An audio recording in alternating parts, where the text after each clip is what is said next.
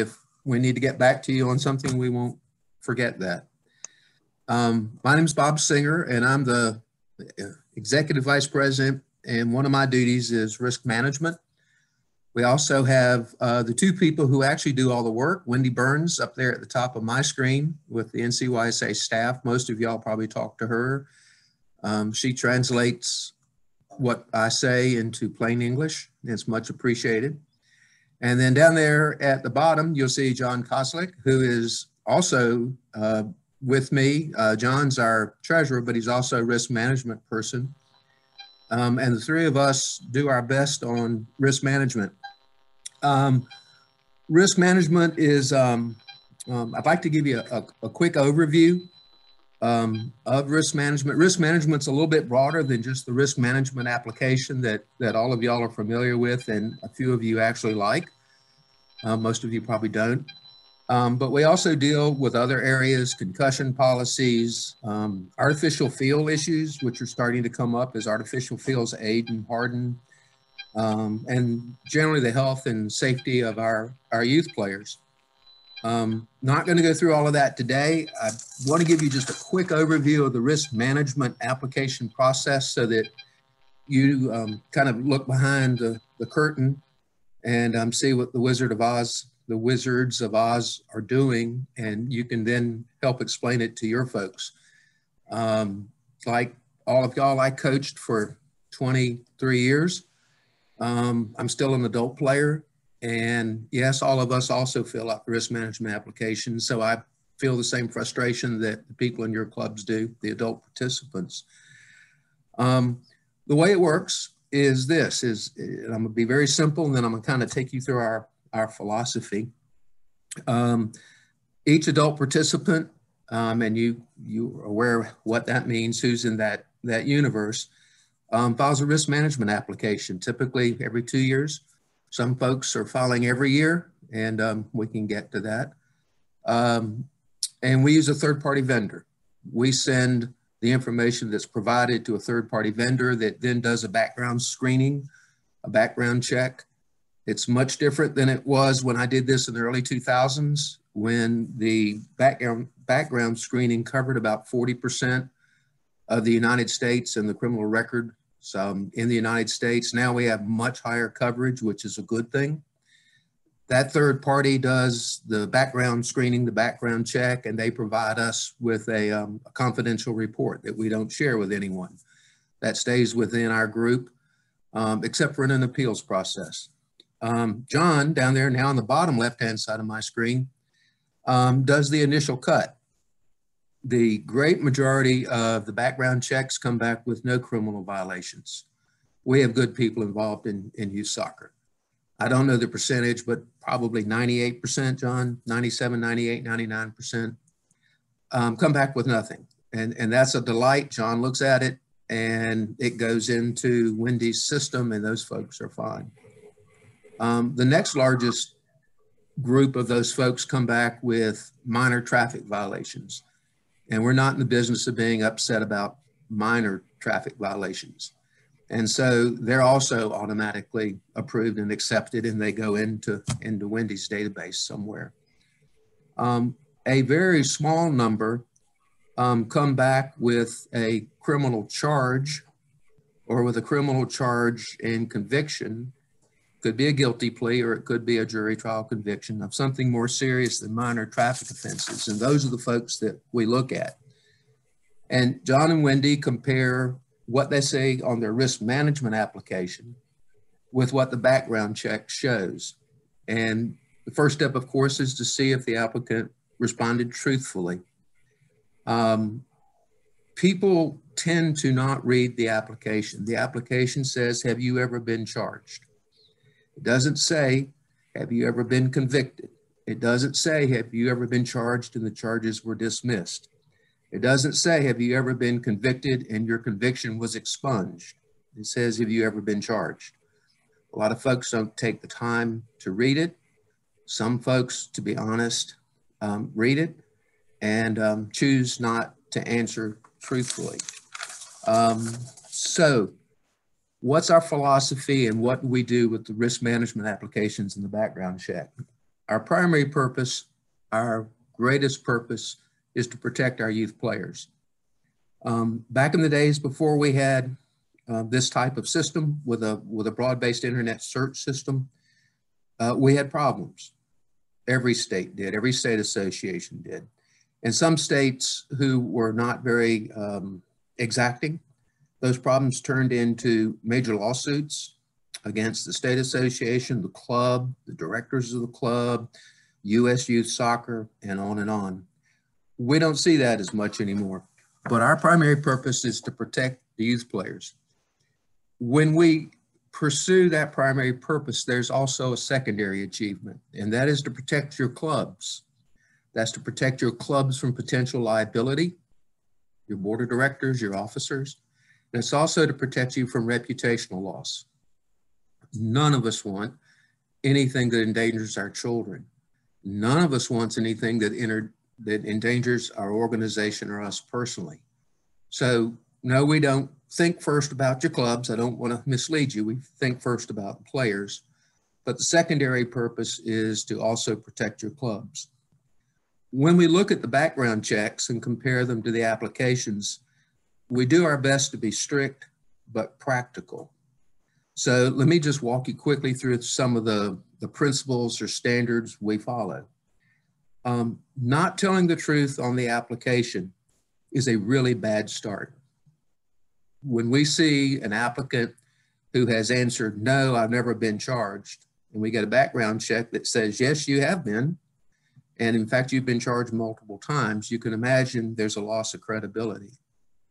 When we get a background check that says you've been charged and we look at the application and the applicant has been honest or even remorseful, then that applicant gets a positive bounce.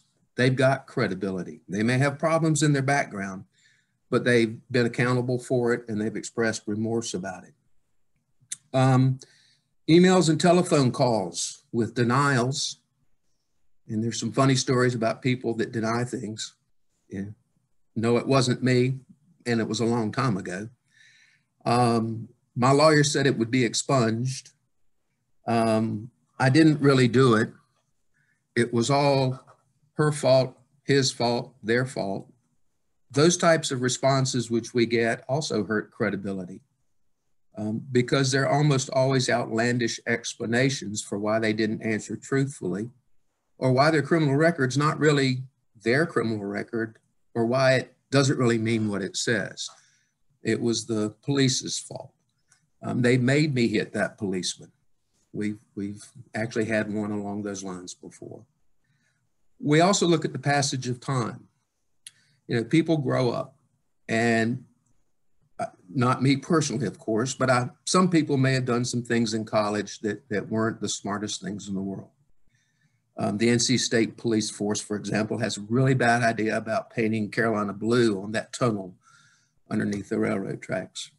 So we do look at passage of time, and we try to be practical about that if it's a certain type of criminal charge. We also look at the lack of a passage of time. If an applicant has multiple charges in recent years, even if they've been dismissed, we care about that. We're not a court of law. Convictions are not necessarily the end-all be-all, but if someone's been charged multiple times and they've been willing to pay a lawyer to go in and get it dismissed multiple times, that's not a good thing, because what we're trying to do is protect our children. We're not running a court system.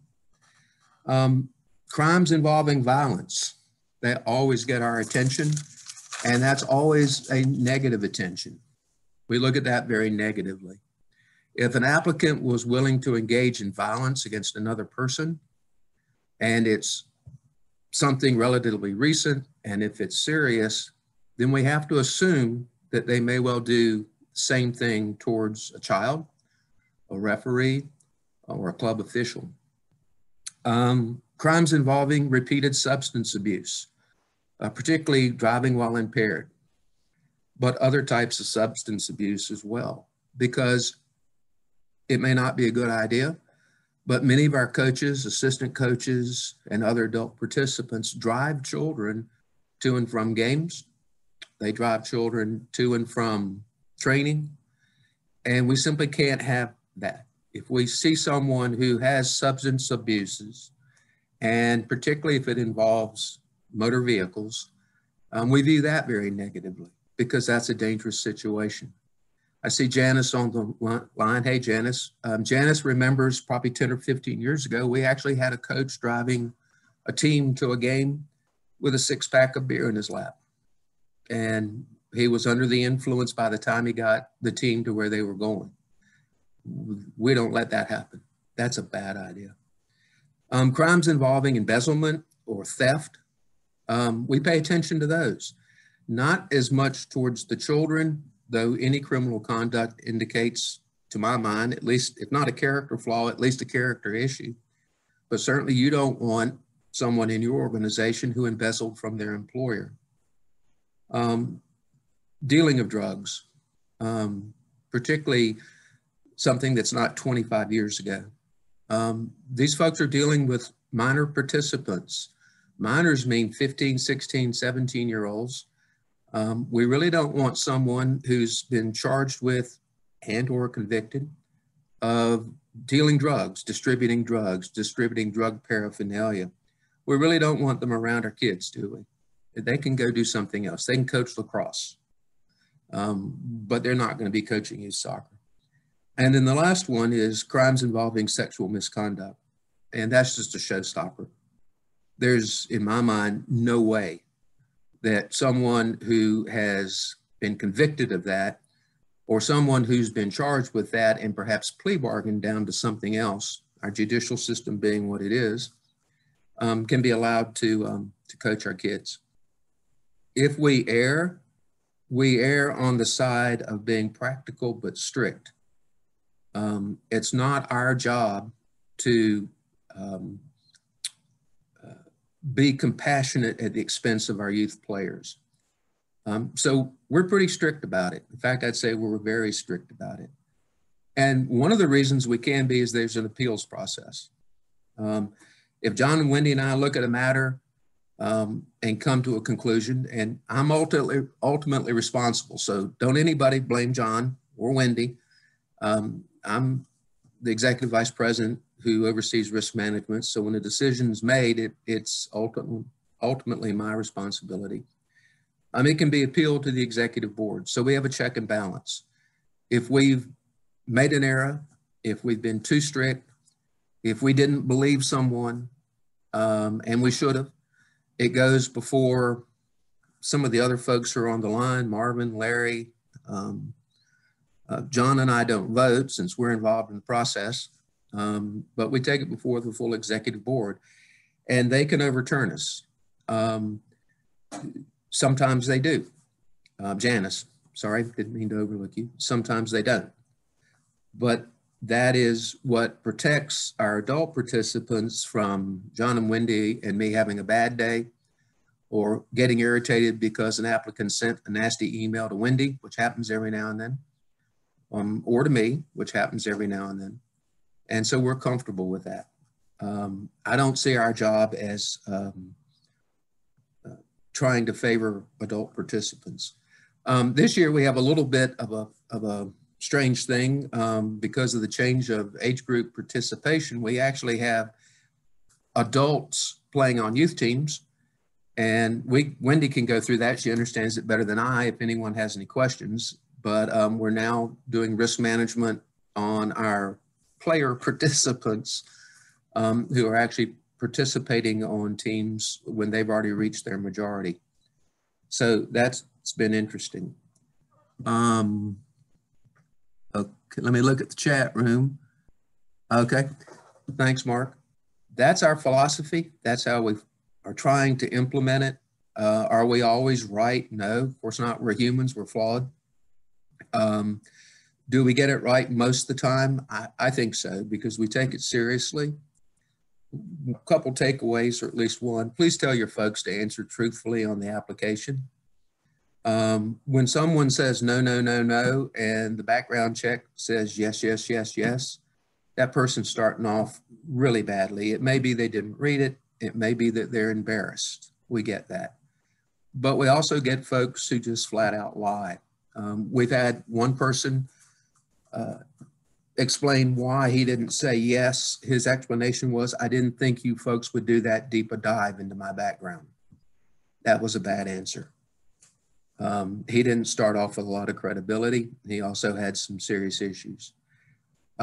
Circling back around, tell them it's confidential. Wendy and John and I don't go out and talk about it because there, but for the grace of God, go I, with some of the stupid stuff I did in college. And I wouldn't want my granddaughter, who's now has been a youth soccer player, or my grandson, or my daughter who's an adult player. I wouldn't really want to share with them maybe some of the stuff I did when I was in college, which was a long time ago, and passage of time means I've grown up, so it's no longer bad. And Wendy, I was never charged. I can answer yes, truthfully, no, truthfully. Questions, comments for that overview? I don't see any chat. Mark, am I missing one? I don't see any questions, Bob. Okay. I just see, yeah, everybody's just putting in. Make sure you put your name and your association, not just your name, please. And just go ahead. There's also a raffle. And if you don't put your name and your association in our chat room, and if you don't attend another meeting, you won't get in the $1,000 NCYSA raffle. And that would be a bad thing. If anyone has a chat room comment, or here, since we have some time, if you want to unmute just real quickly and ask a question to the group, or to Wendy or John or me, we'd be glad to answer it.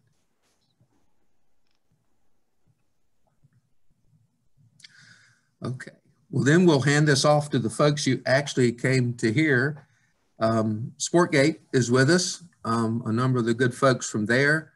They're going to talk about concussion and COVID and other aspects of the total risk management function, which is again, the safety and the health of our youth players.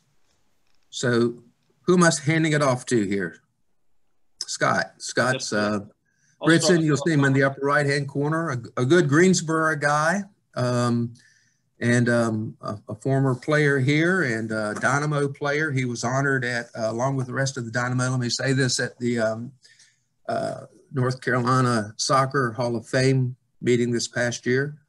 A lot of us really enjoyed watching Scott play back in the 90s when he was, I don't know, what, 14, 15 years old, something like that. Quite a few years ago. I'm not sure anybody enjoyed it or can remember it for that matter, but yeah, I did many days around Greensboro. But thanks to everybody for the opportunity to speak to you this morning. Certainly a big thanks to all the folks at NCYSA, and they're just tremendous partners in this venture that we have in SportGait, and you know, we can't thank them enough. And as a North Carolina company, we're based in Wilmington, North Carolina. We'd like to make North Carolina kind of the flagship for what SportGait represents in risk management and what we do. So hopefully, to varying levels, you are aware of SportGait at this stage through, if nothing else, a lot of email correspondence. But just to reiterate briefly, and I'll hand it off to some of the smart folks at SportGait that are with us this morning. We're a concussion decision support platform. So ultimately our goal in saying that, we've got a whole ecosystem. So we've got apps that provide education for the athletes and for the parents. We've got athletic trainer apps.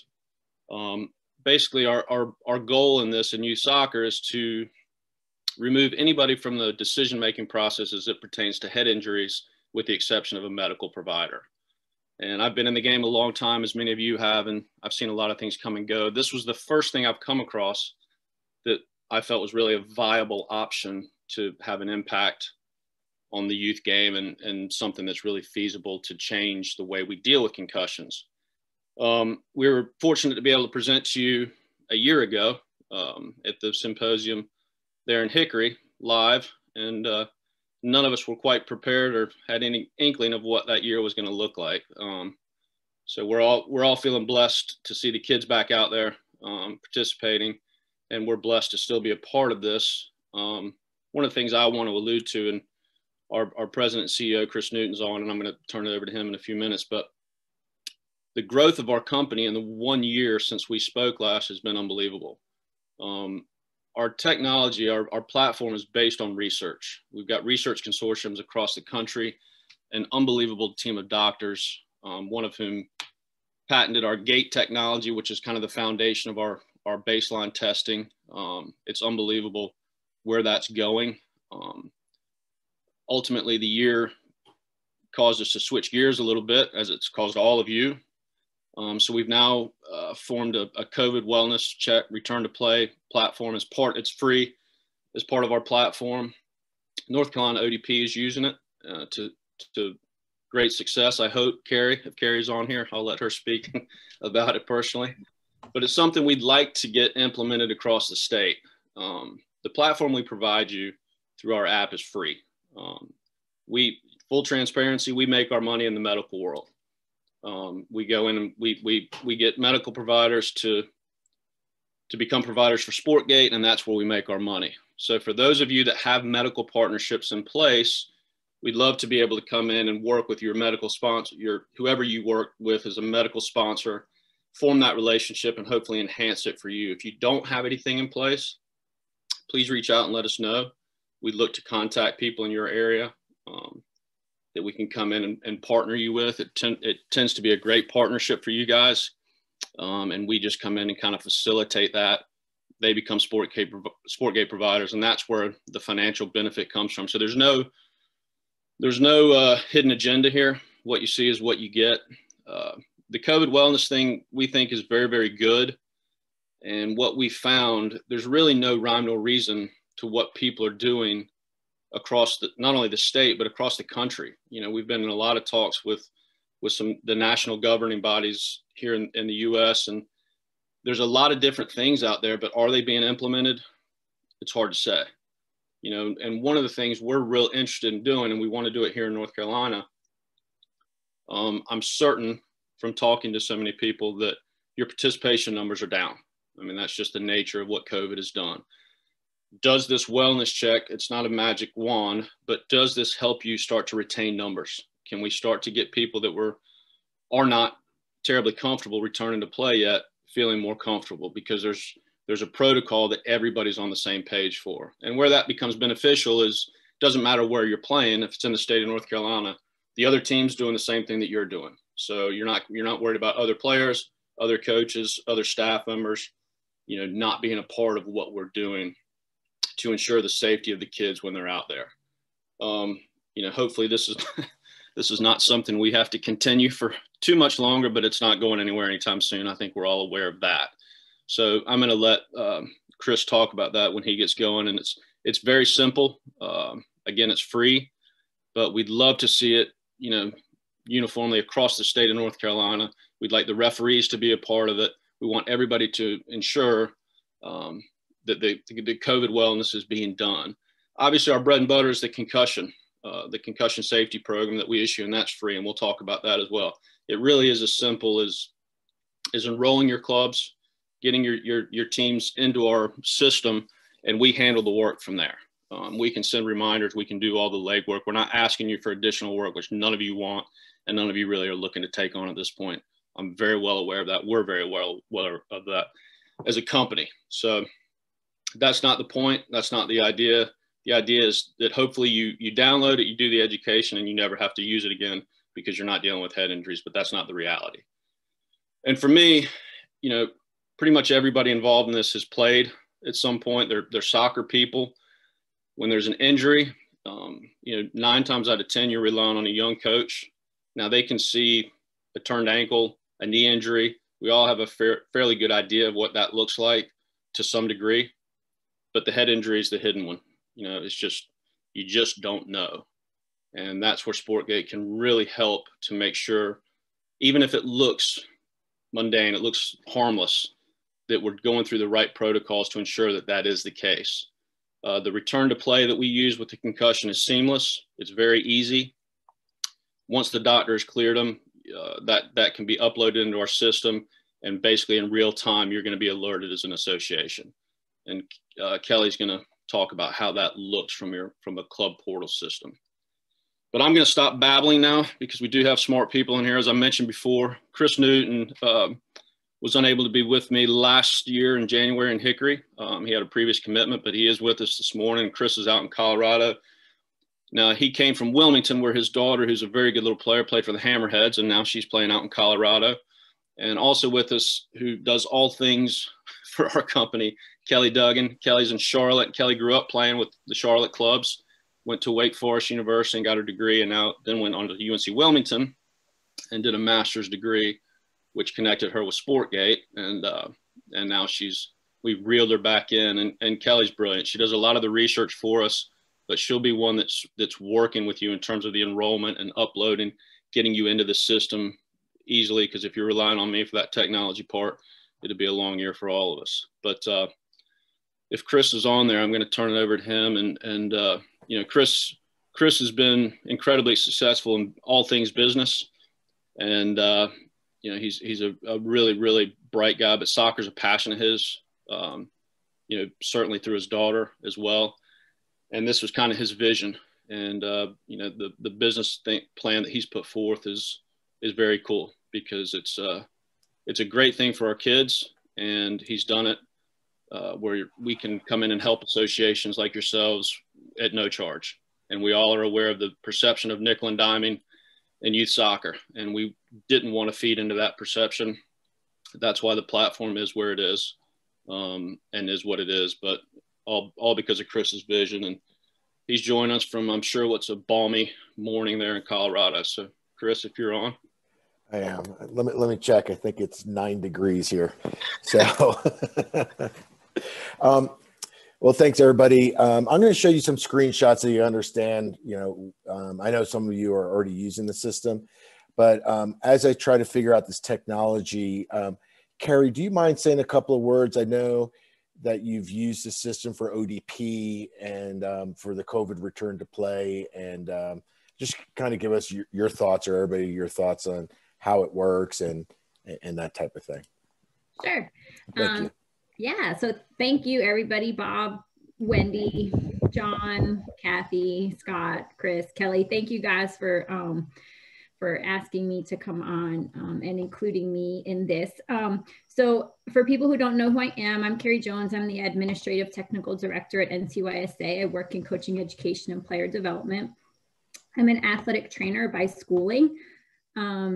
I have moved into more of an administrative role due to family, my family growing and such, but keeping player safety is definitely a passion of mine. So when we started with SportGait, it was something I was very interested in. I made some really good connections with the SportGait team. And this past year for ODP, we decided to give it a go because we have a small sample size. So I have to assume that most of you have at least heard of ODP, but just to give you a quick background, we're probably the one program that actually sees players from across the entire state in one location at one time. So we get players everywhere from Wilmington down at the beach to all the way in the mountains. And we bring them into one location at one time, and they're from all associations across North Carolina. And because of COVID, our season got canceled last year, got cut short, like everyone else's. And we were trying to figure out how can we make this a safe environment for our families and our players to want to come back and participate. We were really, really, really nervous about our numbers based on what we were seeing in our associations in the end of the spring after it was canceled, and then the fall season, having no idea if families would turn out for ODP. So we said we need to do everything we possibly can to make families feel comfortable. And I'll actually tell you and be 100% transparent, our numbers are actually up from what they were last year, which is pretty impressive given that we are in the middle of a pandemic. So we use SportGait for the COVID app. I did sit down with the entire SportGait team, and we are working on the athletic trainer side of the COVID app. Given that ODP looks a little bit different, we need to make some adjustments on how my medical staff can use the concussion app going forward, based on when we see players and such. But the COVID app was an excellent way for us to get started. It is super simple to use. The SportGait team set it up for us. I have all of my coaches are in there. All of my players are in there. All of my staff are in there. It is a 3-question survey. You log into, you can access it on your phone. It's a web-based app, so you just access it on your phone, and it will pull up if you're an administrator or a staff member who has access to it. So all of my medical staff, and then myself and my technical director have access to all of our coaches and all of our staff members and all of our players in the system. And we have them broken up by age group, because that's how we run ODP. So we have, you know, the 09 boys, 09 girls, all the way through the 04 boys and girls. And their players are loaded in there. The parents will get a message sent to them, a reminder that comes directly from SportGait, and that can be timed out. So we have them sent out 24 hours prior to the time that they're going to be on the field with us. And it just reminds them to go into their account. They go directly into their account. They answer the 3 questions that are on there. And then they get a little green check next to their name. So when they come to ODP training and they get to their check-in line, we have other protocols in place. We do take on-site temperature checks, and we use the wristband system. But they give their name to the athletic trainer at check-in. The athletic trainer takes their temperature, checks their SportGait. As long as they have a green check, then they're good to go. They get their wristband and they can participate. It sends you a reminder. So if you log in and you haven't done it, it'll say, hey, you're out of your time frame. You need to complete your assessment. It's been very, very easy to use. It's easy for us to use on site. We have hundreds of kids going through our check-in lines at a time, and we get through this extremely quickly. I will say I saw Gabby's chat, and this is somewhat related to roster, we are working. SportGait has been very receptive to my feedback, and they are working to be able to add a player on the spot. Sometimes, yep, and which is huge for us, because I know that sometimes you get the player who, you know, they either signed up late or they weren't on the roster. And that was a huge thing for me was, hey, I need to be able to do this on the spot. If I'm going to use this, I need to be able to make everybody feel included. And I can't just let somebody slip through the cracks, right? That's part of risk management. So we need to make sure everybody's doing what they need to do. So while that was being done, we had our own little side checklist that we would use for players like that who are not yet in the system. But they have been very receptive, and that should be something that I'm able to use the next time we are at ODP, which I'm excited about. I will tell you that I know that there are some people on here who are on our staff. If a staff member or a player gets there and say their parent just forgot to fill it out, we can fill it out for them. It'll come up with a little exclamation point, and we can go in and we can ask them the questions and answer it for them. And then they'll get changed to a little green check mark. I have gotten, you typically don't hear, like Bob Singer said, you typically get the hate mail and the negative coming back from families. I have gotten more positive emails this year than I ever have being involved in ODP, thanking us for how transparent we are being with our COVID protocols, and how easy it was to use SportGait, and how it's making all of these families feel a little bit safer coming into one environment with so many players. So it's made my job much easier. It's made ODP be able to keep going, which was important to us. And I am available if anybody has questions you want to ask me outside of the SportGait team. I do not work for SportGait. I work for NCUSA. So SportGait will attest to you that I have come back to them and said, hey, I need you to do this for me. I can't do it this way. It's not going to work for me that way. And they have been wonderful to work with and very accommodating. So I had my reservations as well as how am I going to make this work? So I am with a lot of you on that, and I'd be happy to share my experience with you. I'm happy to answer any questions on my end. I'm happy to share with you our COVID protocols and what we're doing You can reach me at any time at odp@ncsoccer.org, and I'd be happy to share it. But on behalf of ODP, thank you, SportGait, for what you have done for us. I appreciate it. Thank you, Carrie. Yeah. One thing is, and Carrie just kind of touched on it, but with being a platform that we are, we're very adaptable, and we can configure things to your specific needs if they vary from what somebody else is doing, because it's specific to your organization. It's something that's important to you. We can do those things. And Carrie's feedback's been so valuable for us as a new venture for us within our platform, is the COVID wellness. So her feedback and her ability to implement it with ODP has been really, really helpful to us. And, we're constantly looking to change and make things the way they're user-friendly and effective for you guys. So that collaboration has been invaluable to us, and we really appreciate Carrie's willingness to work with us and provide helpful feedback. And she will be able, by the end of this month, Chris Newton has assured me that they'll be adding players on the spot, which has been the one trick, and that's well through the process of being done. So thanks so much.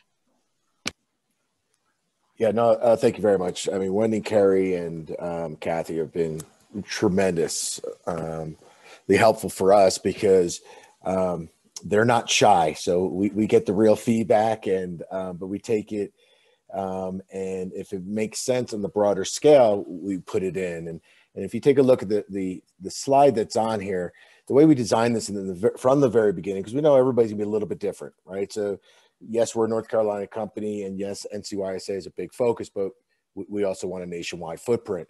So North Carolina might do things a little bit differently than South Carolina, et cetera. So this platform that we built is we did it so that it's modularly, so we can, as feedback comes in, we can make adjustments to it. And a lot of times it's just a configuration, and it isn't development work. But what you're looking at here is, I want to show you what we have today, and then how this works with your clubs.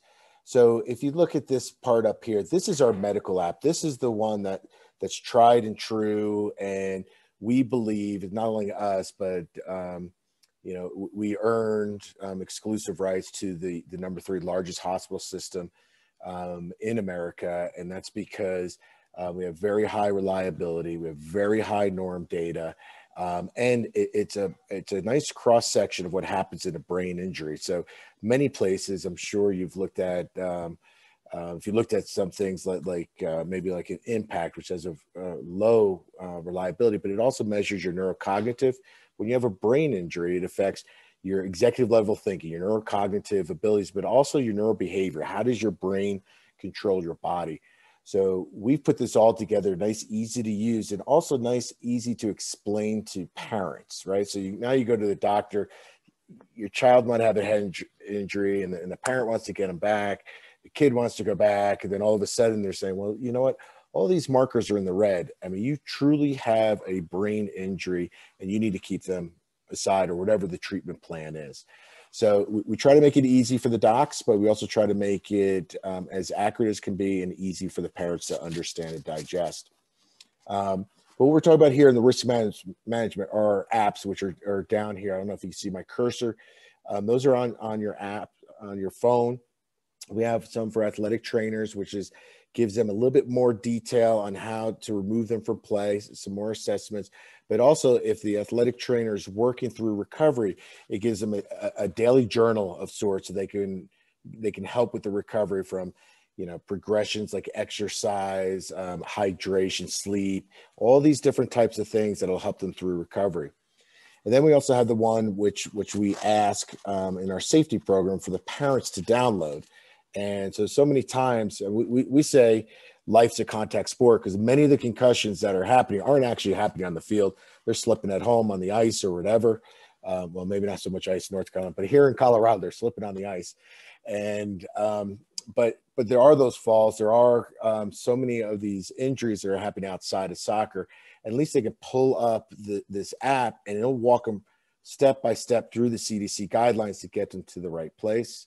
And then, of course, for sport organization, which we brought up on your laptop or your phone, what we're going to do is complete that return to play, so nobody's short-circuiting the process. And So I just want to give you kind of what our ecosystem looks like. And then another thing too, because we will talk about, Kelly is on our on here today, and she helps us with the organizational setups, getting rosters and so forth. So it makes it that much easier for parents to use. But this little thing up here is something we're very proud of and we take very seriously, is our SOC 2 Type 2 audit. So we've had 2 audits on cybersecurity and a HIPAA and privacy and so forth. So we have state-of-the-art standard operating procedures, and so then we would never break. And if something does happen, like a hack or whatever, we are in such a great place to go ahead and turn that into a positive, you want to say. And so we're audited by third parties all the time. Your data is secure, and for anybody who wants to on a side conversation, we can go through all of that, what that truly means to you and your organizations as well. So the first part, what we talked about is the concussion safety. That's that education piece and so forth. But I want to talk to you just a little bit, just to give you what's happening in the country, right? So all 50 states have the interscholastic concussion laws, right? So we know about these here if anybody has high school or middle school students. And there's 3 main components in every state. And one is educate and validate. You must provide the education. You must confirm with signatures that you've received this education and that the guardian and the athlete themselves have read, understood, and sign off on it. The next part is recognize or remove. If you recognize either in practice or in a game or whatever, that there is a potential concussion, potential's the key, not that there is one or not, you must remove them out from play, okay? Then they have to, depends on the different states. North Carolina, it's 24 hours, and they need to get a medical professional's note to come back to play. Okay, so return to play is the terminology. So all 50 states have this for their interscholastic laws, and many of the nuances is how many hours/days that they have to remain out. And the other ones is the definition of medical provider that can say return to play. Some states have athletic trainers, some is MD only, some are under the direction of MD or PhDs or psychologists that have been trained. So that's the different things. And what you can do is, if you're not certain about it, on our website, SportGait with the GAIT.com, if you go to sport organization, scroll to the bottom, there's a map of the United States. Just click on North Carolina and it'll show you the nuances of that law. So here's a map. And what I wanted to show you on this is the dark blue states are the ones that the recreation programs and club programs have adopted those interscholastic laws. And as you can see, it's 25 states plus DC, so half of the country pretty much have already adopted their interscholastic laws. And North Carolina has already drafted, but they didn't put up their new laws for a vote. And then, of course, COVID hit, but we do anticipate that North Carolina is going to be joining. We believe all the light blue states are going to as well, because obviously for risk management, not only at the state level, for the club levels and so forth, it's just great practice to be doing this as well. And who knows? I mean, you're in North Carolina. What happens when you travel to Tennessee or Georgia? You know, I don't know if there's a concussion police or anything, but you know, there's but you should be cognizant of that. These states, these are mandatory rules. So what our mobile app does is, you know, when we provide the education, it's the CDC education, but we also know, and the reason why we built an app around this is, one, to administer this for the clubs, it's easy, right? You give us the roster, then we take over all that. The parents just take, and I'll show you some screenshots. But the other thing is, the reality is, I mean, you're supposed to read this thing and you go, okay, I got this. But when it's your kid that just got the head injury and they're on the ground and you're not, your brain's going all sorts of different directions, you're not going to remember, oh, step one, you know, is this, oh, is this symptom, am I supposed to bring to emergency room or just to a doctor, blah, blah, blah, blah. So our app walks you through all of this thing. And what we hope to do is try to take some of the emotions out and say, all right, here's your step-by-step process. Let's get you to the right place, or your child to the right place, or whatever the situation is. And then what we try to do on the return to play is we get the clubs involved. So what we're trying to do is avoid we'll just say the parent that comes, oh, Johnny saw a doctor and Johnny's okay. And then the coach like, okay, that's mom and dad or the guardian and must be true. Then they go on there and then second impact syndrome happens, right? So these are things that we try to do with the app. It's as simple as you'll get a red flag under the child's name, and then you can click on it. If it's the parent reading or the athlete reading, the education shows up here, and then over to the right here, you click, you read, you understand it, and you sign it. And the really cool part about this, it goes right on the document itself. Okay, so then, I mean, hopefully you never get sued, but maybe 4 years from now, somebody says, well, because of this concussion, you didn't do it right. I never got the education. You say, wait a minute, here's the document. And it's all computerized. On such and such date, at such and such time, down to the second. I sent it over here. You signed at such and such time, and this is it. So I can now, as an organization, say, I've given it to you. You signed off on it, and we have this documentation, and we keep this forever for your use. Then let's just say you're practicing and there's nobody around, right? What normally happens is it's all configurable any which way you want to use it, but many times they'll have the coaches do those first 10 symptoms because those are the danger signs, and what that means is you need to go to emergency room. But then usually they just pull them over to the side, call the parent, and the parent will take them over and go through this evaluation process.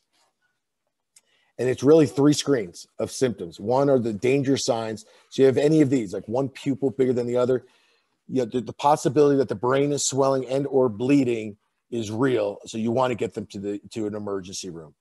But all other cases, any of these other ones, moves clumsy, is dazed, stunned, headaches, all of these things here means you should see a doctor. It's no longer an emergency, but it's urgent, right? So, and you want to go to the right place. And so, the numbers over 95% of concussions don't show up in a CAT scan.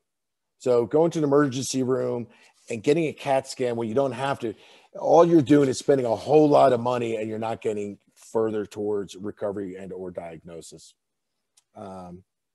Then, this is really important, especially for your travelers, right? So now we used to live in Wilmington. If we were in Charlotte, we didn't really know what's going on. If my daughter ever had a head injury, it would go through. And if I had any of those symptoms, then it would go and say, do you want to find a doctor? Yes.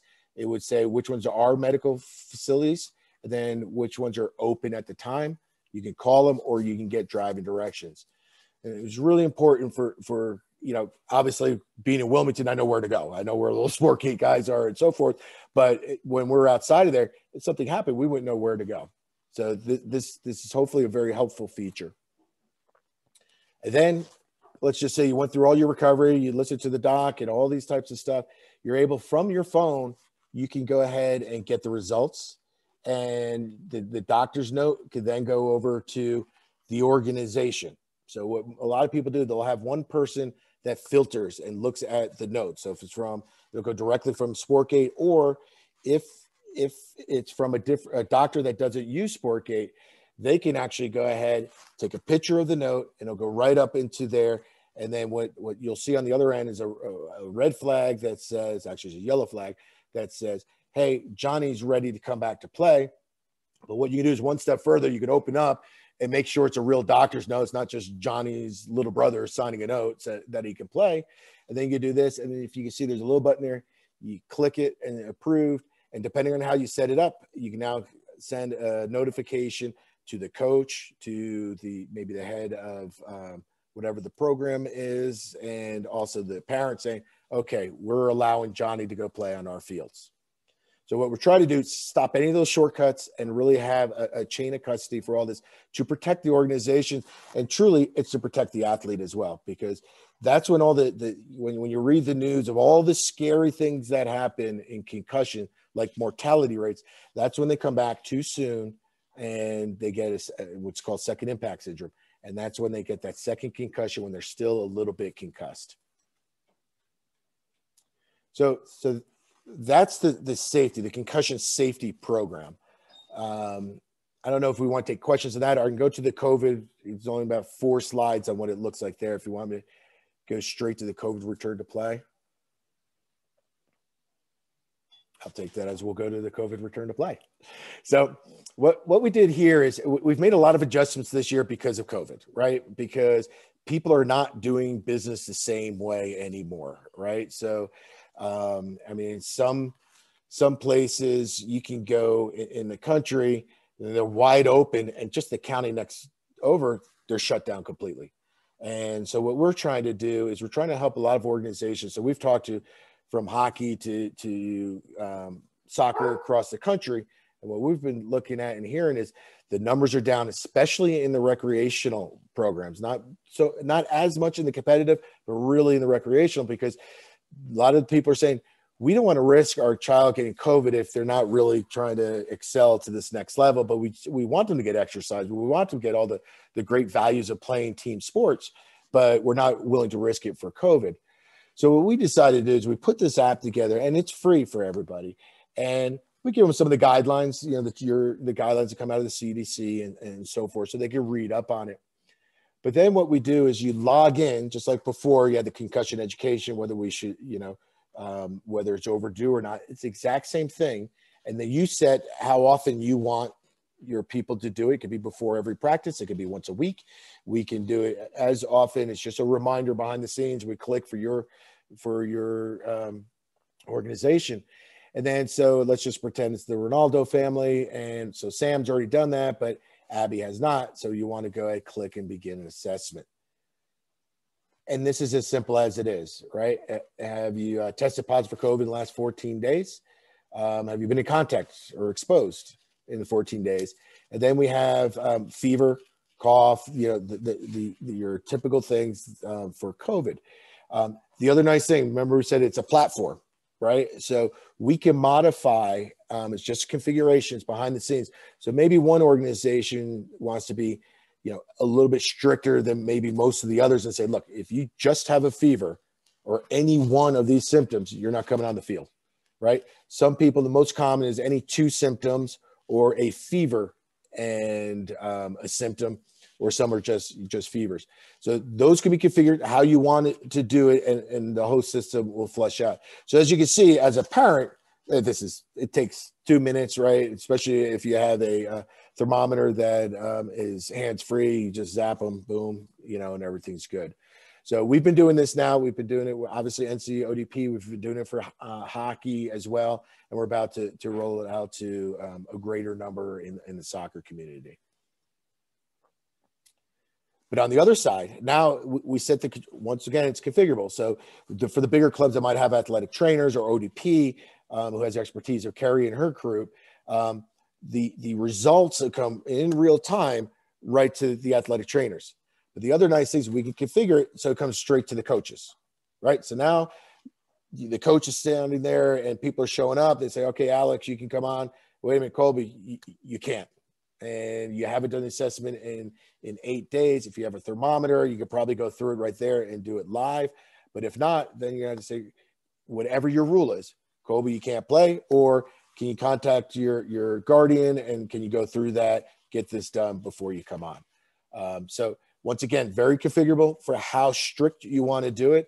And the other thing is, I should say, is we don't link to national databases or anything like that. We want you to be as flexible, but you also have the audit trail too, because at the end of the day, if somebody says, hey, you let somebody on the field that was that had COVID symptoms, you say, no, we didn't. And then you have that proof point.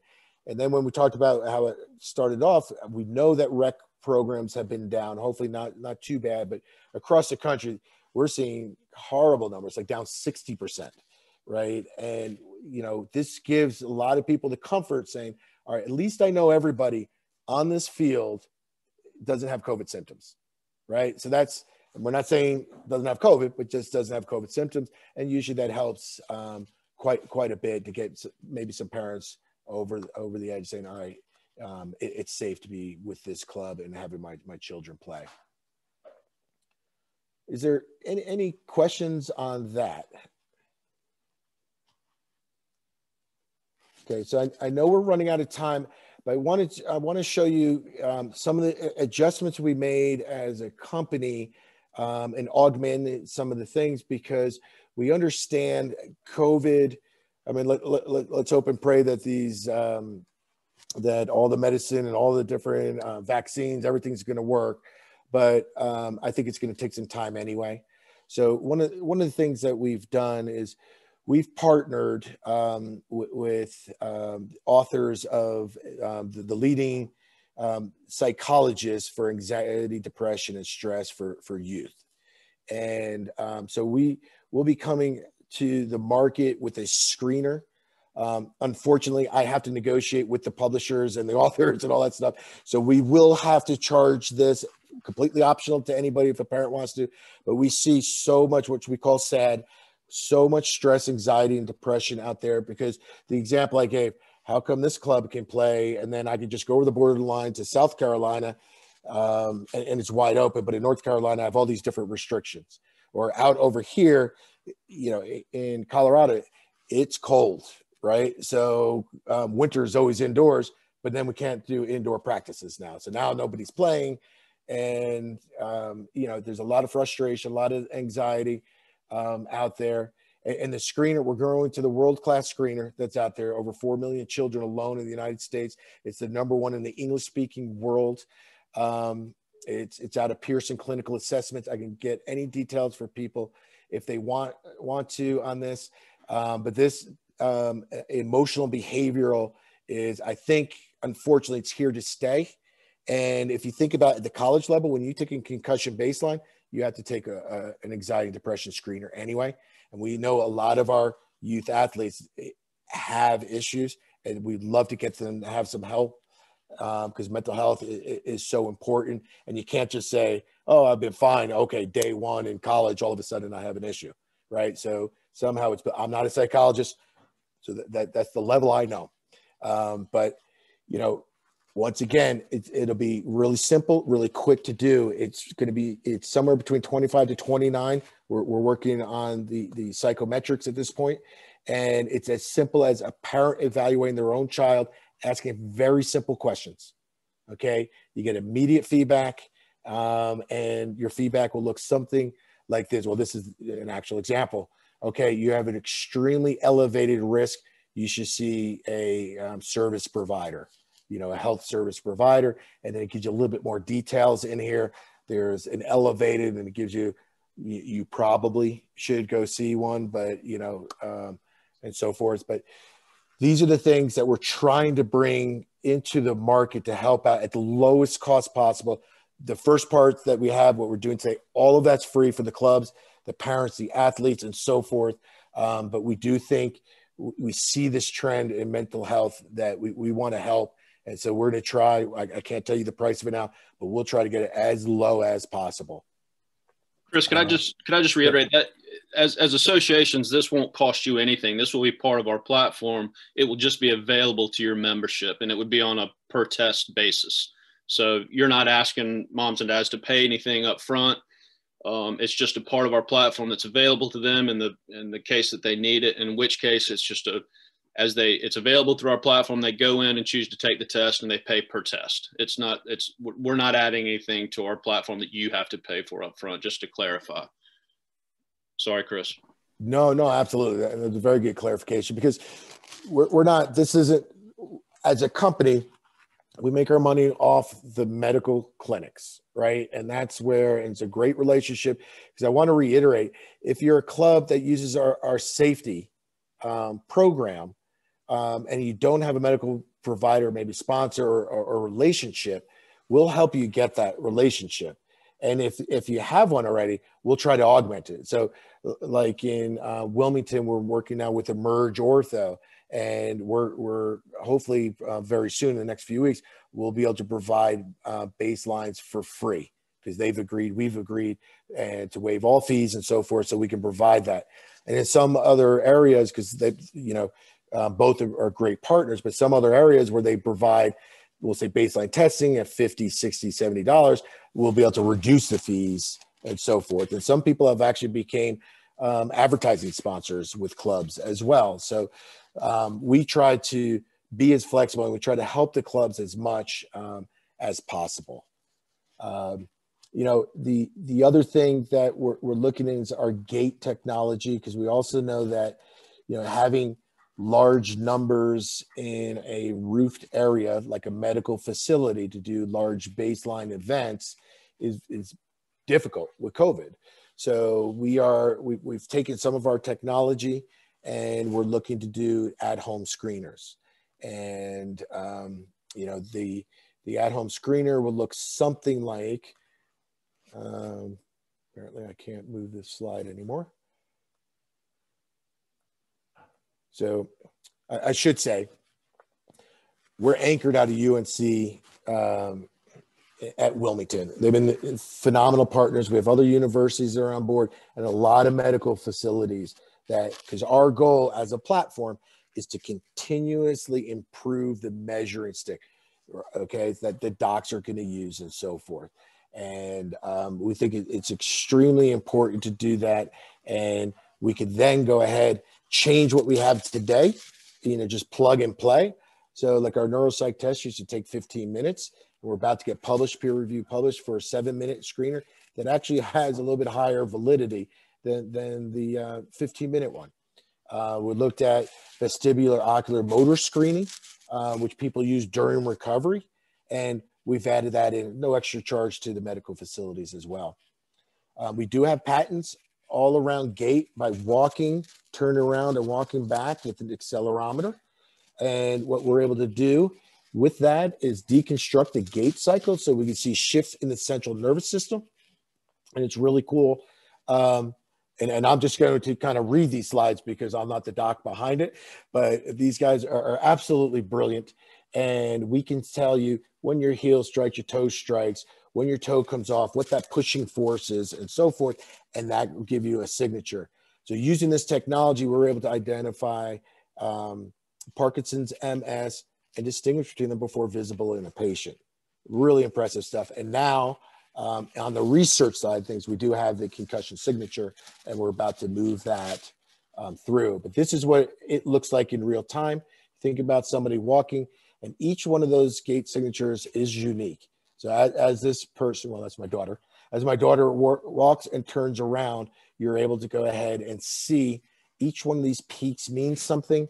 And then we do crazy statistical analysis, which Kelly, who's on this call too, helps with that.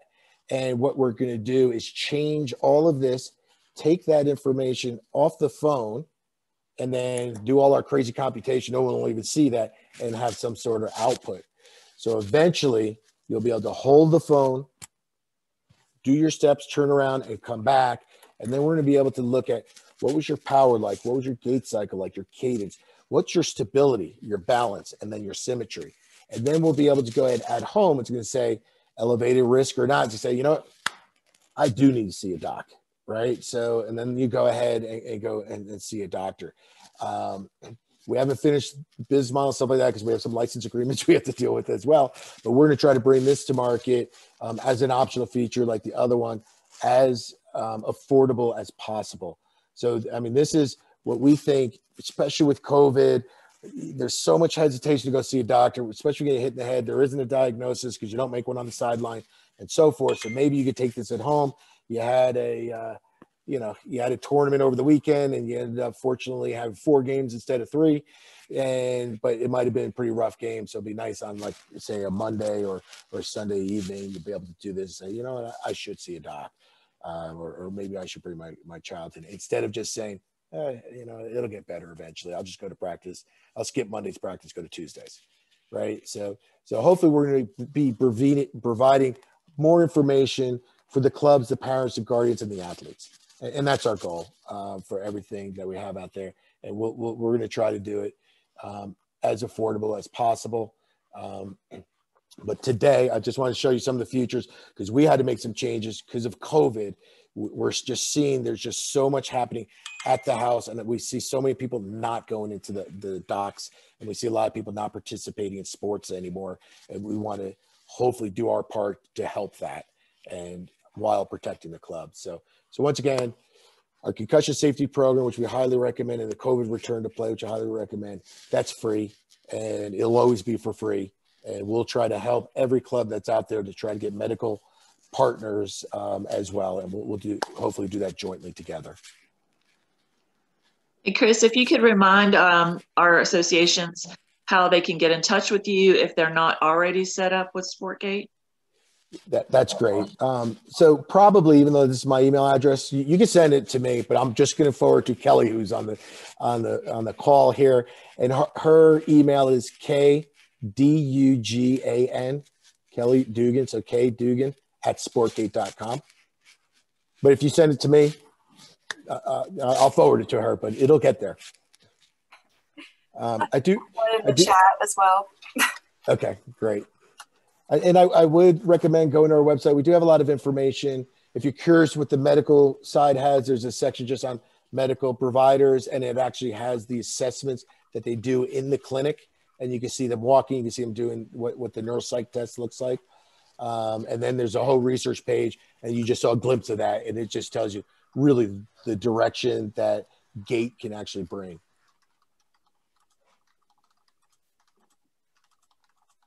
For everyone, I was going to just remind everybody that's on the call right now, if you haven't already, please put your full name and your association name in the chat box. So we're going to copy that and enter you into a drawing. So just when some of you got in late, I want to make sure you guys need to do that. And are vendors allowed to as well? Sure. All right. Scott, Chris, thank you. Scott, thank you. Carrie, for your input. Thank you. And Kelly, thank you for giving real-time answers in the chat room. We appreciate it. There is a report of the risk management function that Wendy's responsible for. John and I signed off, but she does all the heavy lifting. It's in the meeting materials, and I encourage you to go there. Thank you. We had a high of 75 participants, and that's kind of cool because risk management's not the sexiest topic in youth soccer, maybe. So thank you. That I'm sure John and Wendy feel like I do. That kind of validates, and I know that the folks at SportGait, it kind of validates what we're doing behind the scenes. So thank you very much. Mark, thank you for setting up all of this for us. And unless someone else has something else which you can put in the chat room or speak about, everybody have a great weekend and stay safe and healthy. Thank you. Thank you. Thanks, Mark. Thank you.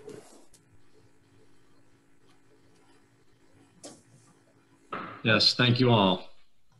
Thank you.